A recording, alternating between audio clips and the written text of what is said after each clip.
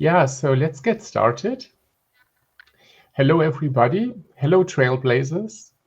I'm really glad you've come to our virtual session. So on behalf of the TRIA Germany Salesforce User Group, welcome to today's Salesforce ISV Landscape session. My name is René. I'm the group leader, and I'll be your host for today. Our guest and speaker is Dominic Ley from Salesforce ISV Qkom, a well-established ISV powerhouse. We'll be looking into Salesforce Microsoft Integration using Q365, which is based on the Microsoft Graph API. The session roughly will have three parts, an intro, a demo, and a Q&A. You can ask questions at any time, basically. For that, please raise your hand. Or preferably, if it's not urgent, note them in the QA channel and we'll get to them later at the end. Now let's get started. Dominic, the stage is yours. Thank you so much, René. So it's a pleasure meeting all of you. I hope you're all doing well. Thank you so much for joining this evening, and thank you so much for taking your time today. Also, René, thank you so much for having me. Let me start by just sharing my entire screen. And please let me know if you're able to see it. Yes. Okay, perfect. Thank you so much. So this evening, I would like to spend the next hour with you and introduce Q365, a comprehensive Microsoft 365 integration in Salesforce to you. I will have a very hands-on focused demo later this evening, which is very much based around how to handle files and collaboration between Salesforce and Microsoft. Before we go hands-on, though, let's talk quickly about myself. So, hey, I'm Dominic. As René already told us, I'm part of an ISV partner, Qkom. I'm with the company for over 17 years now, and I am the original author and architect of Q365. So to kick this off, I would first give you some helicopter key benefits over the application. So first and foremost, we are a native Salesforce application that connects straight into your Microsoft 365 tenant, which means there will be no middleware in between. There's no servers on our side where we process like any kind of data from our customers. So the solution at the end of the day is really isolated in your existing onboarded environments. And therefore, it's also GDPR compliant by default. One of the most interesting and most important points is that there's always a straight connection between my Salesforce identity and my Microsoft identity. So when we work with Q365 from within Salesforce, we actually work on behalf of our original Microsoft user permissions. So we would see nothing that we're not allowed to see in Microsoft in the first place, and we respect any kind of custom policies that are in place at Microsoft. From a technical perspective, and I won't go into too much detail here, we are leveraging on the Microsoft Graph API. Graph at Microsoft is pretty much the powerhouse API that tries to include any given capabilities which are part of Microsoft 365 and put them under one common hood. So even if our talk this evening will be more centered around handling files and collaboration between Salesforce and Microsoft, the app itself is really prepared to handle all Microsoft use cases that we could think of. And of course, there's also options to host the solution in like a Salesforce portal, like an Experience Cloud, or all of our different cloud systems. So one of the mostly common challenges that we're facing with our customers are pretty much three key points. So one is automation. It's a very nice thing to have the option to, from within Salesforce, to go into your Microsoft tenant, search for contents, and then link a content in Microsoft 365 manually to your records in Salesforce. But in the real world, that's not really how customers are working or not really imagining their integration. So automation is really one of the key points when it comes to integrating Microsoft into Salesforce. And automation means every time something happens in Salesforce, in the most simple case, we may just add a new account record, add a new opportunity or a service case. There should be a corresponding task on the Microsoft side that should be triggered. Permission handling is the next very, very commonly requested capability, because you probably know it better than me, but defining a good foundation for a Salesforce-based permission model is a lot of work. And usually customers, they do not want to rethink everything again and mimic it over to SharePoint. So the requirement is here to really, in a very dynamic nature, mimic the permissioning that we have in Salesforce and bring them over to the Microsoft side. And then at the end of the day, everything should be very streamlined and very easy to use for our end users in Microsoft, in Salesforce, I'm sorry. So that being said, let's go into an actual Salesforce org.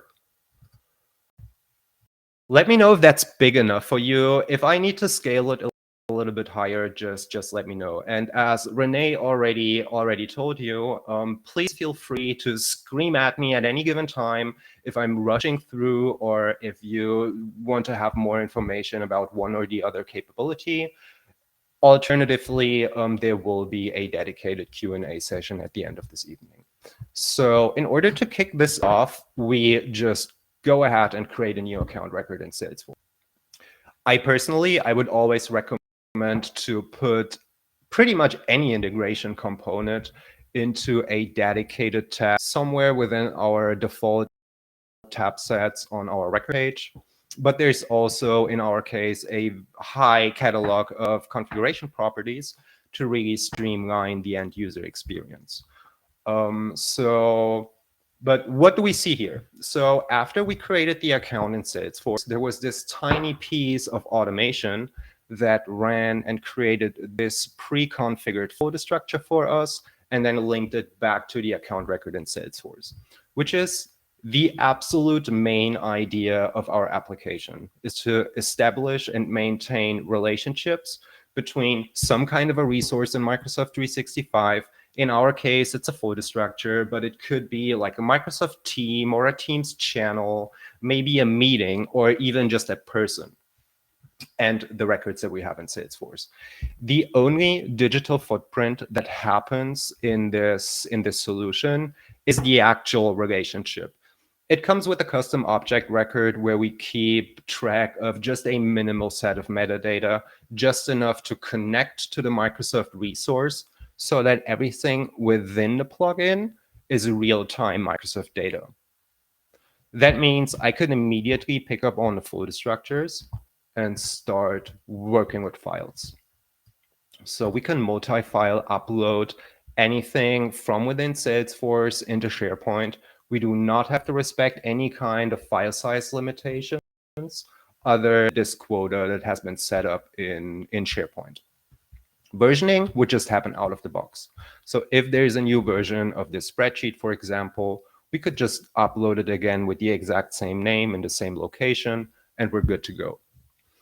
And everything that we do will become immediately available. And as stupid simple as it sounds, but in just one click, we can open up any given file in respective native viewers and editors.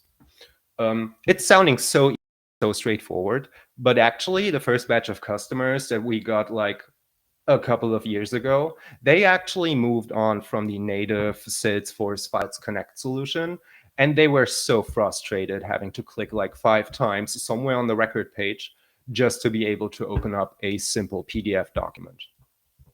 And in addition to that, Microsoft is really doing a good job over the last couple of months, adding more and more functionality to their editors and viewers.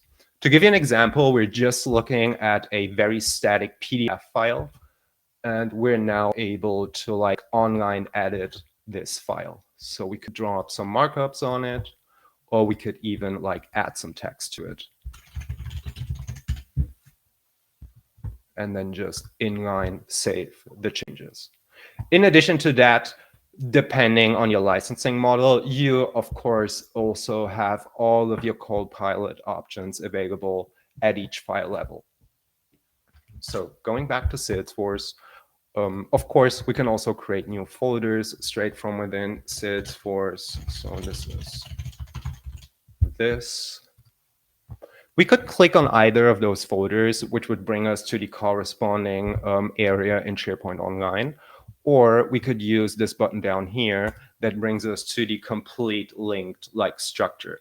We do see the folder that we just pushed from Salesforce, and when we do it the other way around, and then we go back into Salesforce, refresh the plugin once, and here we go. So there's really no delay between those two systems, and it doesn't really matter from which side people are going to share or exchange documents. It will be available on both sides immediately. In addition to these very simple DMS-related functionalities, we do have two different sharing capabilities. The first sharing is more personalized and based off of our contacts in Salesforce. So I could just either pick a contact from the list, or based on their name or email address, look up a contact, set up some nice invitation messages, and then decide whether we want to provide Brenda, in this case, read-only or editor access. The most important part here is when we click on invite, what actually happens is we trigger the original Microsoft external sharing flow. So from a technical perspective, there's really no difference at all if we would have triggered the sharing from within SharePoint directly. There's a logical difference to it, though. In SharePoint, it's kind of a pain in the ass to keep track of what resources has been shared in the past. And to kind of mitigate this issue, you probably already see it in my activity timeline. For each individual personalized sharing that gets triggered from within Q365, we put you a completed task into your activity timeline just for documentation purposes. So we do see it on the account on the user level. And of course, if we would open up Brenda's contact record, we see, yeah, you see that she's pretty much my guinea pig for all of these demonstrations and demos. The other sharing part is the ability to create a public link. So again, we can decide whether we want to provide read-only or editor access. And then we can also set up a visibility scope. The first one, everyone with the link, is really the classic. If that link ever ends up on like an X feed or a Reddit page, then we're pretty much screwed. So we can also limit it to just the people of our Microsoft organization. So organization in this case means Microsoft and not Salesforce. For the sake of this demo, let's leave it with everyone with the link though. And then we can set up an expiration date. So let's set it up to 24 hours, create the link. I copy the link into my clipboard, open up a new incognito browser window, and then let's see what happens. So it throws us straight onto the client correspondence folder. We do have access to every contents within, but if we want to step back in the hierarchy, only the one folder that we got access from this sharing link will pop up for us. You see on the icon that read-only worked. And if we ever want to go back to the root level of this list or SharePoint site, it'll be completely empty for us. So again, in here, we also follow the exact same security principles of Microsoft. And again, just to stress that point, of course, we are in no way limited to this kind of a setup. Like when we create an account, we could have created a new Microsoft team. Each new opportunity related to that account could create its own Teams channel. And then we could put the folder structures into the channel and link that back to the account records in Salesforce. It's just that for this demo and the sake of these document-centered presentations, SharePoint is like the most straightforward and convenient way to demonstrate it.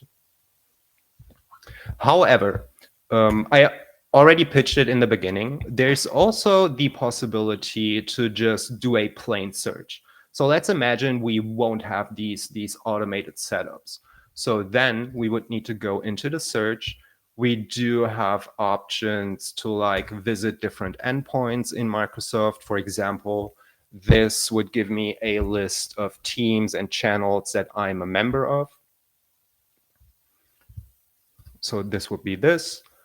Then there's a plain list of all of my SharePoint sites that I could access with my personal user. And if we would have tried to create a link manually, this is how we would do it. I also mentioned the possibility to really streamline the end user experience in the beginning. So now that we got a bit more insights around our use case here, let's visit the Lightning App Builder for a minute. So we know that every time we create a new account record, there's this automated folder structure being created for us, and it's automatically linked back to the account record in Salesforce. So in terms of thinking our end user experience, we don't really want to provide this link tab and the search tab. People should not get access to or should not get confused by stuff they shouldn't use in the first place. So what we can do is, this is the list of all of the configurations possibly on the record page. And there is a section that includes content type tabs. Like, for example, if we would have linked a complete SharePoint site to the record, we would have gotten like a dedicated other tab here. So bottom line is we disable anything but the folders tab. This pick list states that the plugin should always start rendering on the folders tab. And then a lot of customers, they put a lot of effort into defining these folder structures. And they don't necessarily want their end users to mess around on the root level. So neither should they be able to create new folders, nor should they be able to like upload stuff straight to the root level, right? They should use the folder structures. So we could disable any given capabilities that I just showed you for the root level. And you already see it in the preview that this configuration will only leave us with the open in SharePoint part and the refresh button, while all of the functionality would still be available from the drop-down menus for our single files and folders. If we ever want to get rid of a feature completely, like the new folder creation, for example, we could just disable the menu options as well.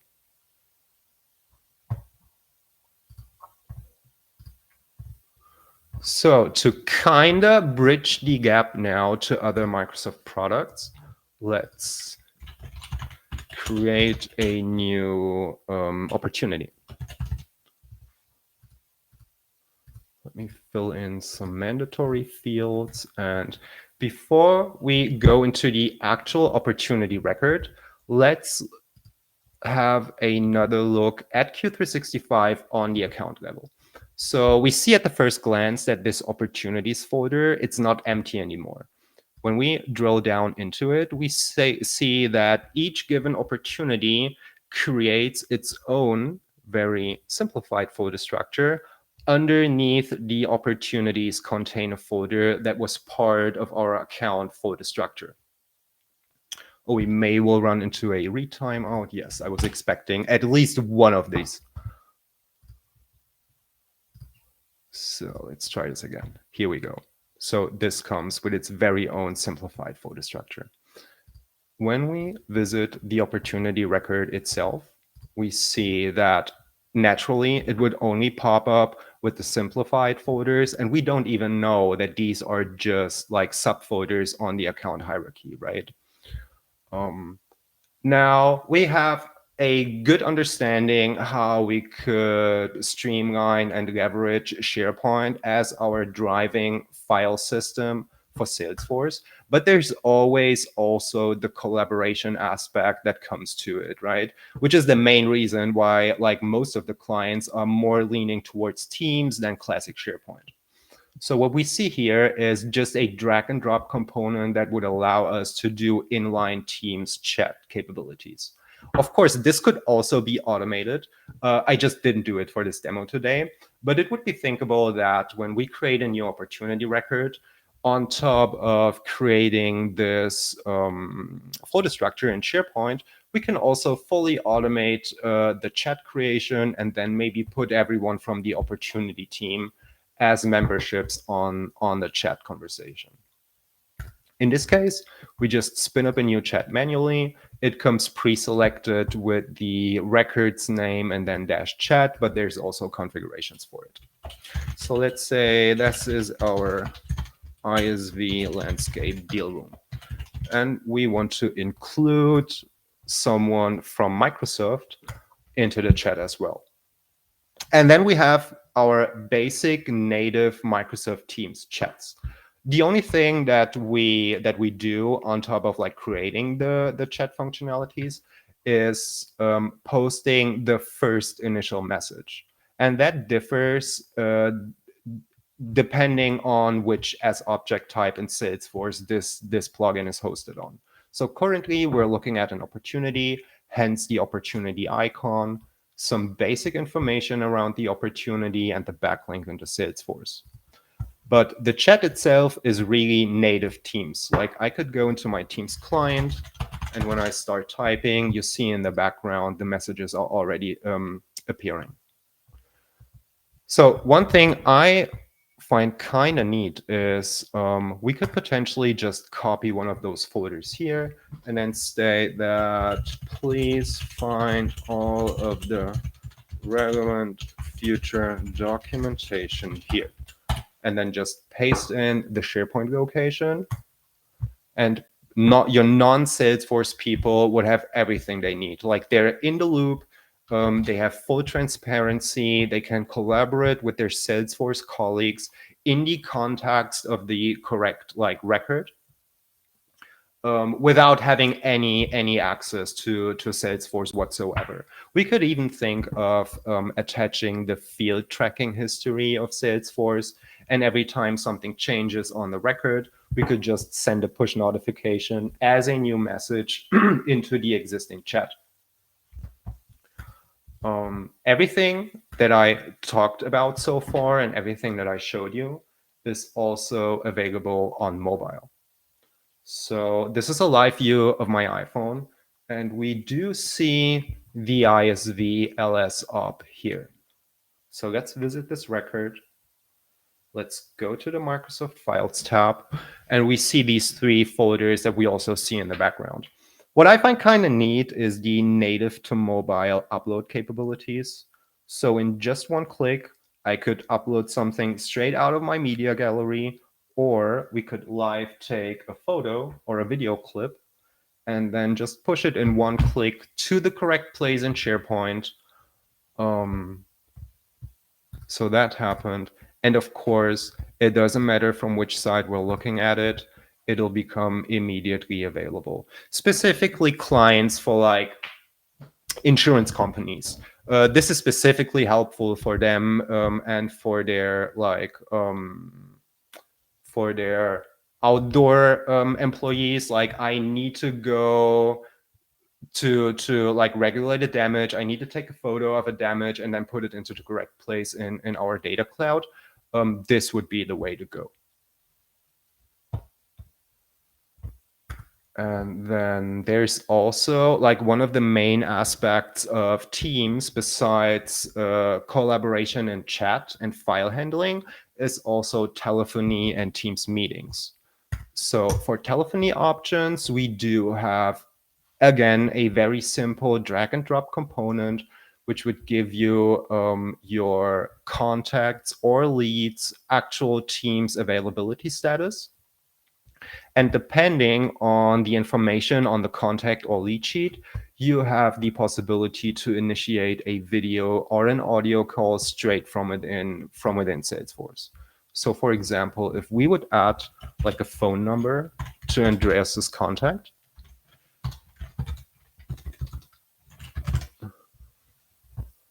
and save that, you see that the audio option became available immediately. And then Teams meetings, of course. I do not have that kind of a sophisticated demo here, but I think the first and most straightforward way of integrating Microsoft Teams meetings is just attach it to your native Salesforce calendar. Let's create a test online meeting. And then there's a custom checkbox in here, which is just called Microsoft Teams meeting. If we would check this and save the event, what happens in the background is pretty much the exact same thing that happens on the account level. Like now there's a Teams meeting created for us and the join information is put onto the description field of our event record in Salesforce. The description field by default is not rich text enabled. Therefore, we need to like live with the plain base URL. But there's also options. Let me see if I can find the correct account here. If we would have access to like a rich text enabled field, of course, we can also put you the nicely formatted HTML information straight onto your record page. I think that was like much input in a short amount of time. Do we have any questions so far? So far, no questions have been noted in the Q&A, but that wouldn't prevent attendees from asking any now. Yeah, so if there's anything that you would like to know, please step forward.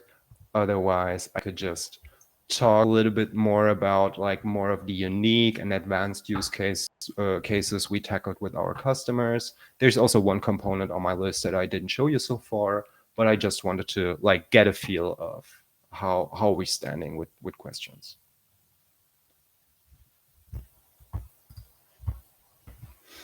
Yeah, so far, Dominic, you seem to have been pretty clear. Okay, so then let me just move on for a couple of more minutes, and then maybe we'll gather some questions for later. So I showed you the mobile component on my iPhone, but really the actual component for the mobile Salesforce solution is also suitable to be hosted in the desktop environment. Like specifically when we think about providing access to documentations via an Experience Cloud to our portal users, this is probably not the thing that we want to present to them. Like it's looking very technically. It's taking a lot of real estate onto our record page. So for easy and quick access to like contents of Microsoft, this would also be suitable to be hosted in a desktop environment. And then there's also the capability. I don't know how many of you are using like SharePoint on a day-to-day basis. There's the possibility to like favorite contents in SharePoint. For example, we could take this price list and just flag it as a favorite. We do have a homepage component available as part of the core package that would read the information about which content did you favorite with your user.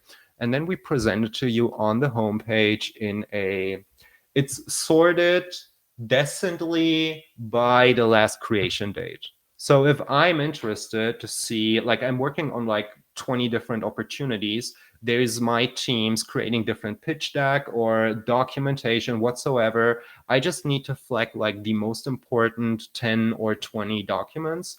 And I want to see at the first glance which one of them changed over the course of the last 48 hours, for example. And then also who was the editor. To give you an idea, we're looking at this Q365 fact sheet in here, which editor was Siri Schmidt. And then from here, we can really jump straight into the editor's profile, which was actually requested by a customer, but it was such a generic and good idea that it just found its way as part of the core package.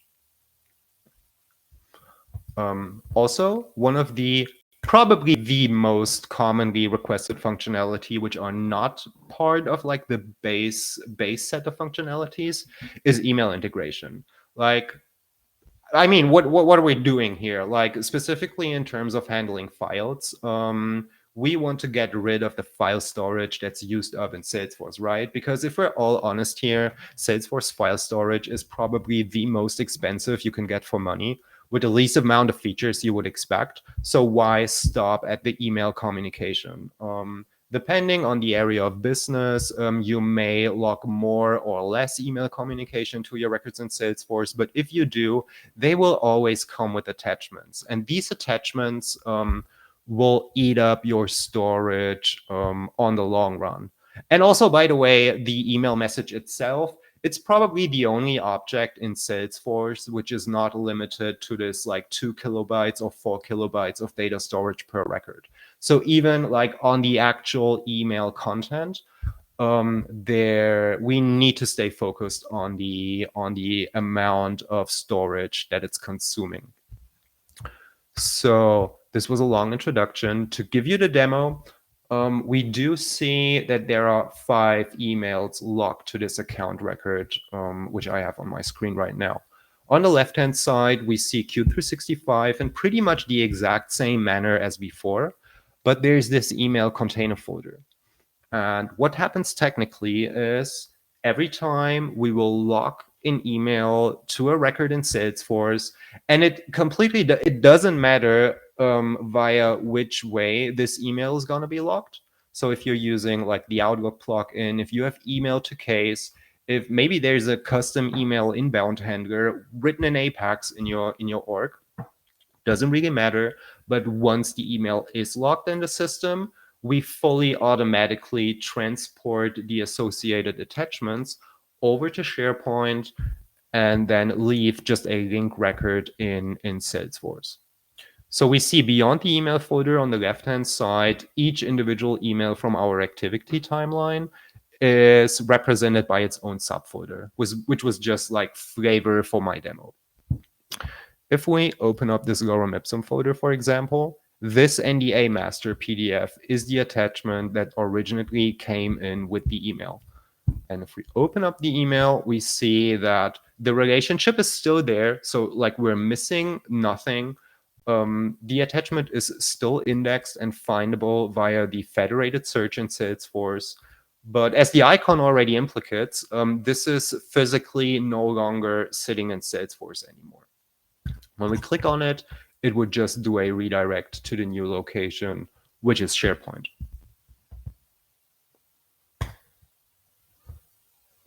So this is pretty much the hands-on content that I prepared so far. I was hoping that we may have a couple of minutes left at the end of the day, so I could pitch you something that we're currently working on.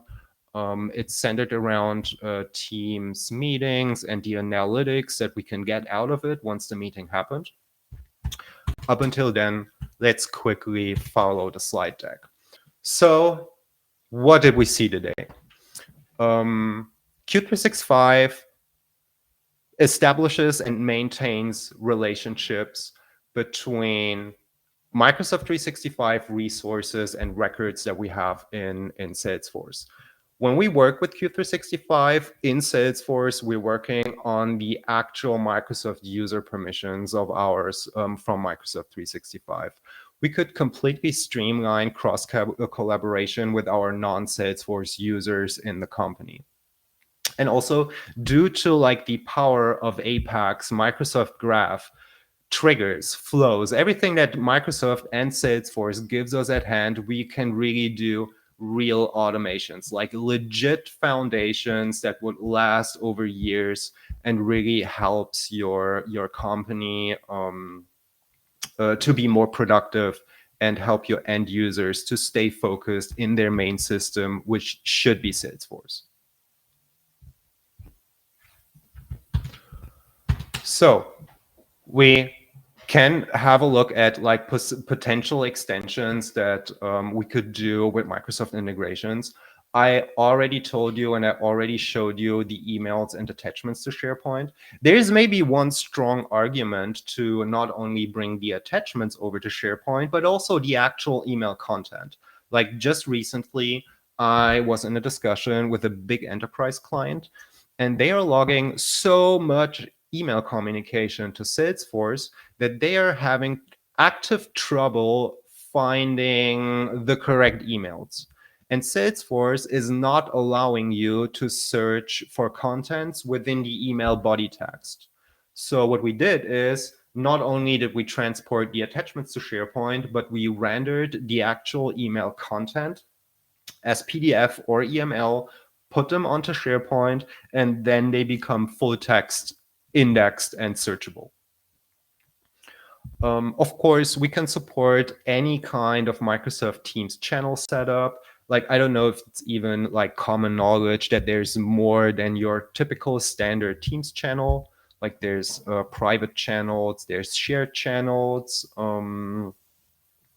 We can do group permissions from within Salesforce, like we can fetch the role hierarchy information, the account teams, the opportunity teams, use that information to do permissioning on the Microsoft side. We do support every flavors of Microsoft Teams meetings. So beyond our typical everyday normal Teams meeting, there's also the possibility to have like online doctor's appointments, which are called virtual appointments at Microsoft. We can have webinars, town hall meetings, and everything else that Microsoft has to offer.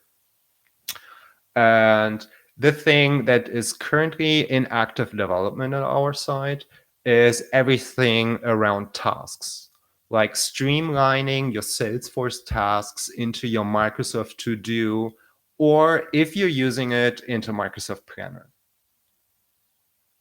So I think the takeaway here is Salesforce together with Microsoft Graphs gives us so many approaches and so many legit options that, yeah, if we can imagine it, we can build it pretty much. So over the last 6 years, we launched the application in mid-2019.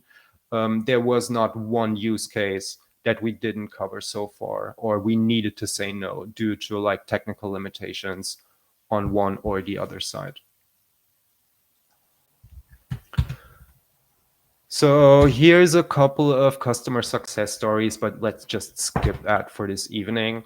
If you're interested in learning more about our product or how to do Microsoft integrations in Salesforce in general, please feel free to just reach out to me. There's resources here where you can spin up your own Microsoft developer tenant. It's pretty much the same thing as your Salesforce development or Scratch org.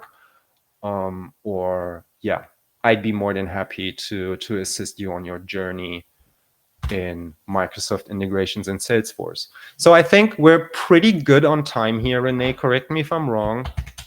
If you would allow it, I could just give you a pitch of what we're, besides tasks, of what we're working on. Yeah, I would say go ahead, Dominic. So it's getting a bit more technical now, right? Yes. No, not really. It's looking technically, but don't get nervous. Don't be afraid. It's really just that it's not built into a UI yet. So this is really straight out of the laboratory. And the idea is, once we had a Microsoft Teams meeting, what do we do with the analytics? Like, is it possible to retrieve attendance reports, like out of those 10 people who were registered for the event, who actually attended the event, how long were they staying? And also, what do we do about like transcripts of a meeting? Just to give you an idea how this could look like, let me just find one meeting. So I pretty much just copy the join URL and paste it in here. And then fingers crossed, hopefully we'll see something. So this will give us access to the transcript. I have the transcript in memory now, so we could just attach it to our custom fields on any custom object record in Salesforce, or we could just have a look at the exported file here, which is looking like this. But it's a very early stage. We were happy to just be able to fetch those transcriptions. There will be more to come. So this is really, as I said, straight out of the lab. So thank you so much for your patience. I hope that I was able to just spark the idea of what we're able to achieve with like the technical foundation that we bring to the table. Q365 itself, it's just your everyday normal AppExchange app. Actually, allow me a minute and I will post the link into our meeting chat. And yeah, thank you so much. Yeah, if I may thank you, Dominic, for this rather extensive presentation and demo of the capabilities. Hello, Andreas. Hey, Andreas. You just need to put on your mic. Yeah, thanks. Yeah. Thank you so much for attending. Andreas is the founder of Qkom. So maybe one aspect that we have heard about, just to say it again, or to make sure that we understand how mature the solution that we have seen is, basically, because the last thing we've seen, as you said, was out of the lab. Yes. But you've also highlighted kindly, Dominic, that as such, you have been in business for quite a while. Yeah, so the company, so we're in business since '97. I joined in 2008. We like historically, we've been an IBM business partner for the longest time. Back in 2012, 2013, we kind of switched focus and became inside the Salesforce ISV. Actually started integrating IBM software into Salesforce, but the product that we were focused on was actually like out of life support at some point in time by IBM. So, and there was also no market for it. Like it didn't make any sense for us to explore this any further. So the Q365 app, as it is today, is actually like a spiritual successor to what we began with IBM integrations back in the days. Yeah, and as I said, I think I mentioned we launched the application in 2019, so we're looking at a roughly 6 years of experience of integrating customer by customer pretty much on a weekly basis. Yeah, I see. Thank you for elaborating. So in order to inspire trust in an AppExchange app, if we see technical maturity and functional maturity and functional scope, that's already very helpful. Maybe could you also briefly remark on your client base, on the size or structure? Yes. That's obviously a thing if you've been around for so long. Yeah, of course. I mean, since we're doing these like very generic integrations, like it's the foundation of a company, like where do we put our documents, how do we collaborate? We're so market independent that we are not like having more of manufacturing based customers or more of like insurance based customers. It's really like across the globe and across the markets. I think there's a strong argument for what we do in the manufacturing, financial services, and like services in general. Like we do have very, very big and broad healthcare clients in the US. And we do have, like, we work with NGOs. We had one governmental client who currently is not a Microsoft customer anymore. So they actually asked us to support a different back end in order to become customer again. Yeah, so it's really diverse in its nature, and it's getting from your 20 people resale or broker company onto your 130,000 employee global scale enterprise corporate. Yeah, I think that's very interesting to know that you are not focusing on one specific enterprise tier, but that you go from SMB all the way to large enterprises, and that you do have the trust of those. We are everywhere where we need it, where we've been needed. Yeah, I think that's a well-rounded picture that we have.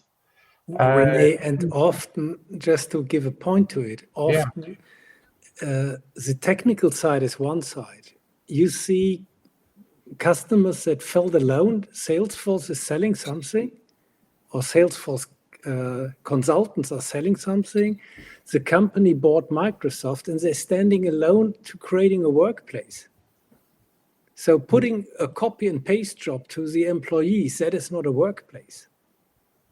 And so when you see this fluent, this chat inside Salesforce, SharePoint coming up inside Salesforce, people forget after some minutes that they look on different technologies, on different data storage places. For them, it suddenly makes sense because it belongs together. The question belongs to the files belongs to the company or to the opportunity. Yeah. And so it's from a human standpoint, we try to make something. You don't get everything perfect from one company. So and actually we with Salesforce we better than Dynamics integrated. So when you see how poor the folder integration of Dynamics is really a shame for being a Microsoft company.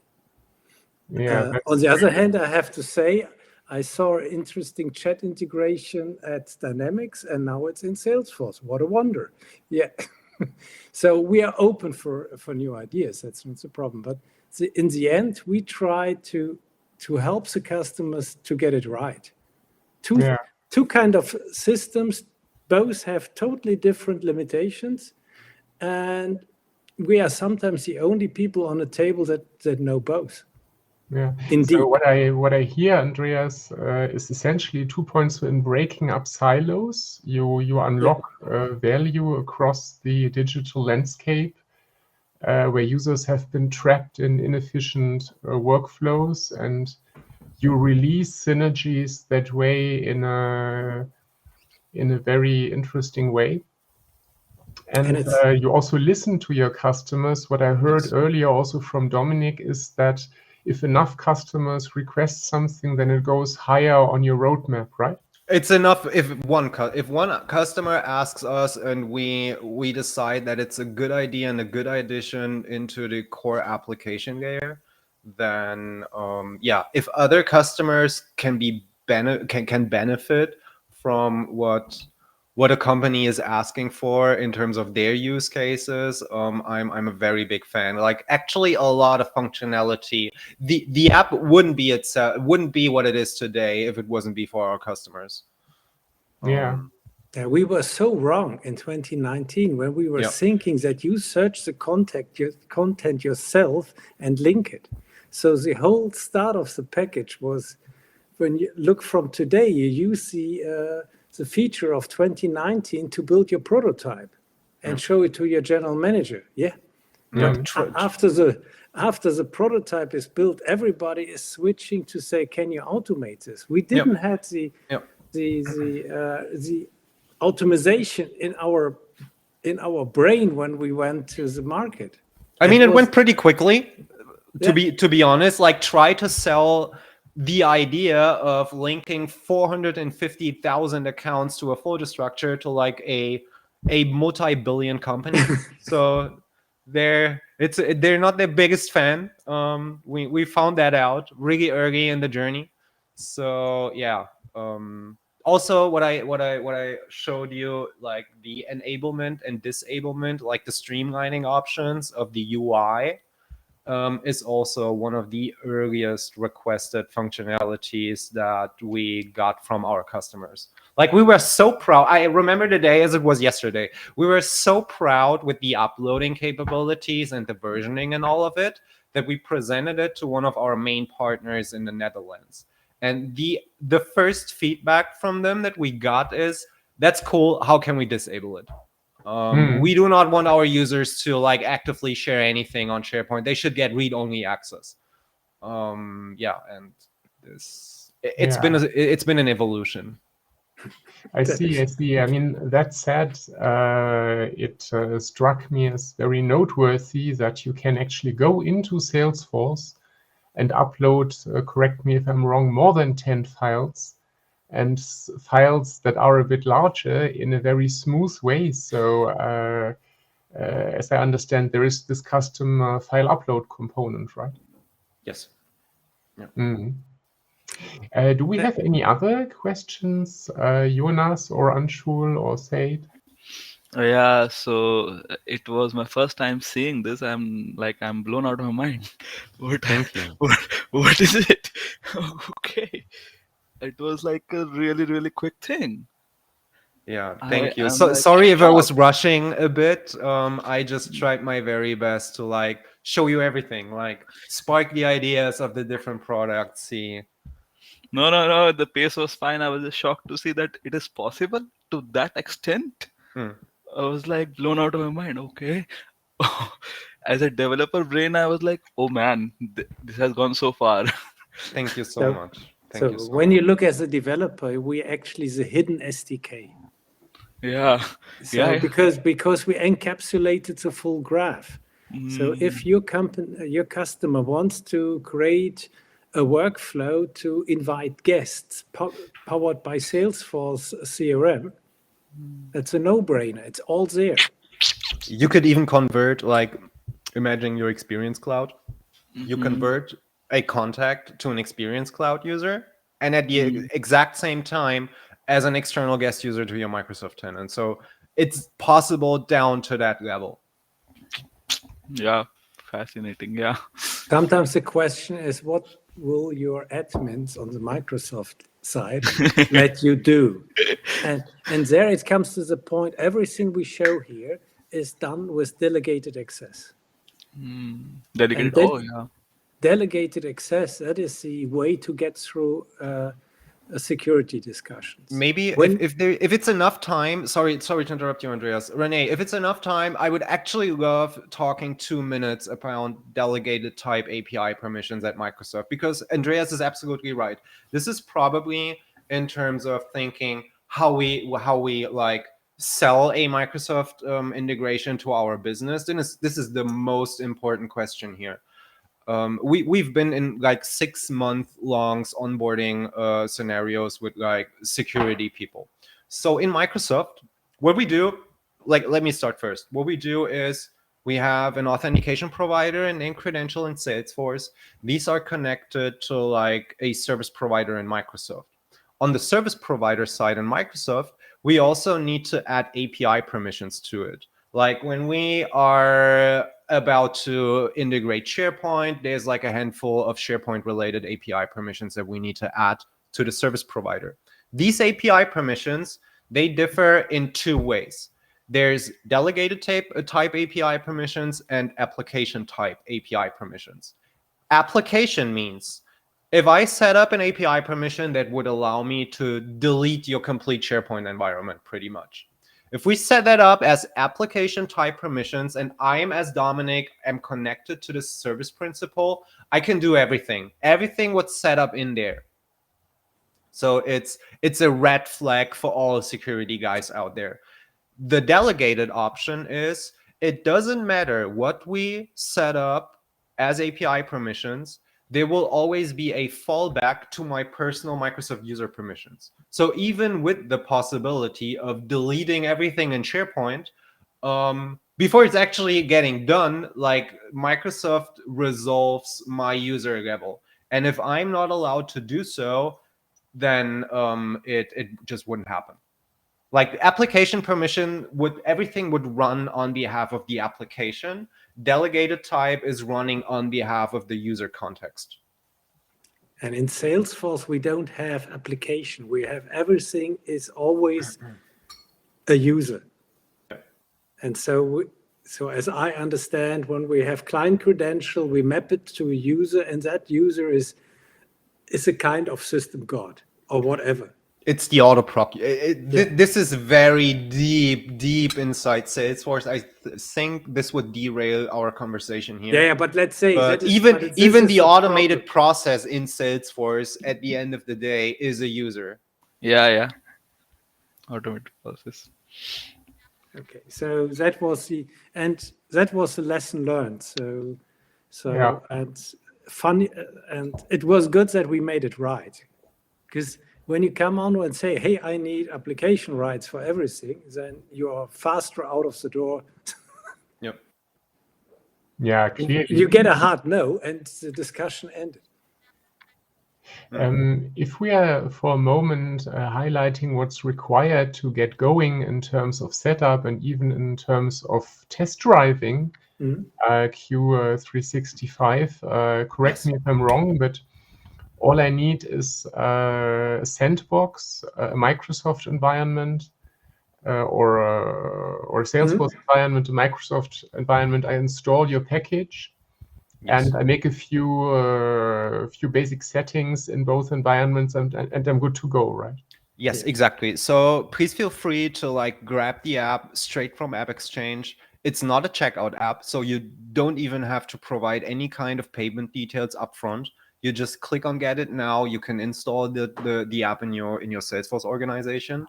By default, Salesforce would allow you a trial period of 30 days.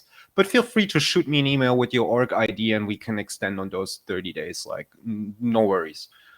On the Microsoft side, yes, you're absolutely right. We need a Microsoft backend, like any Microsoft tenant would do so.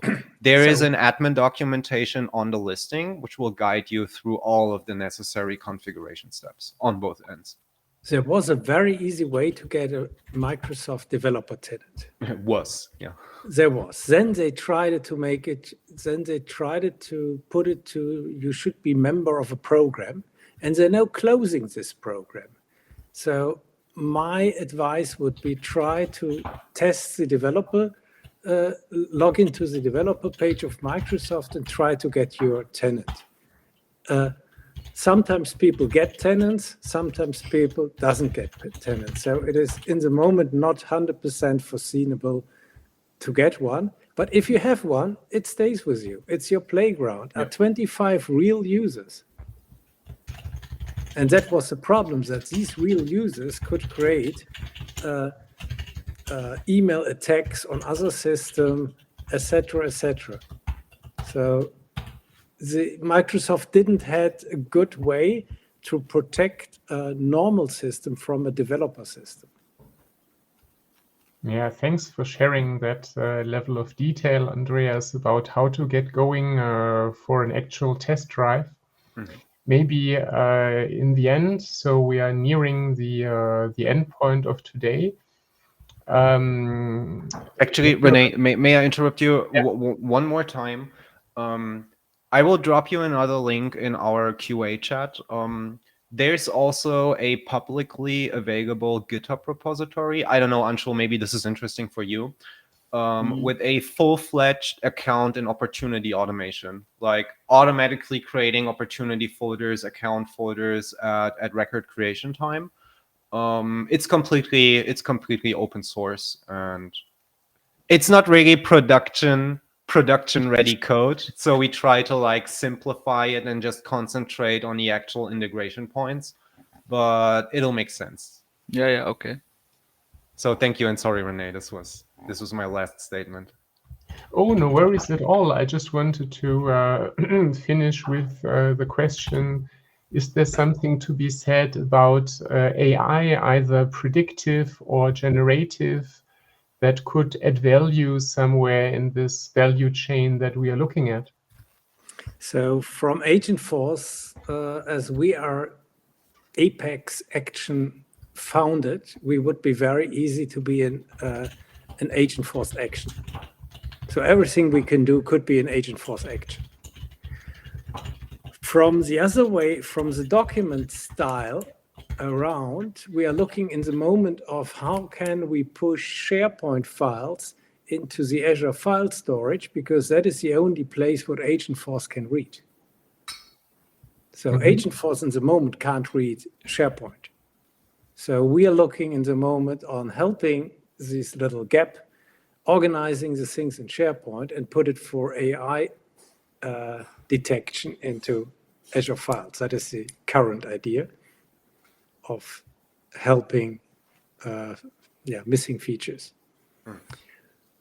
When you go a step behind and see Agentforce has an API, when you look into Microsoft Copilot, you figure out there is no API.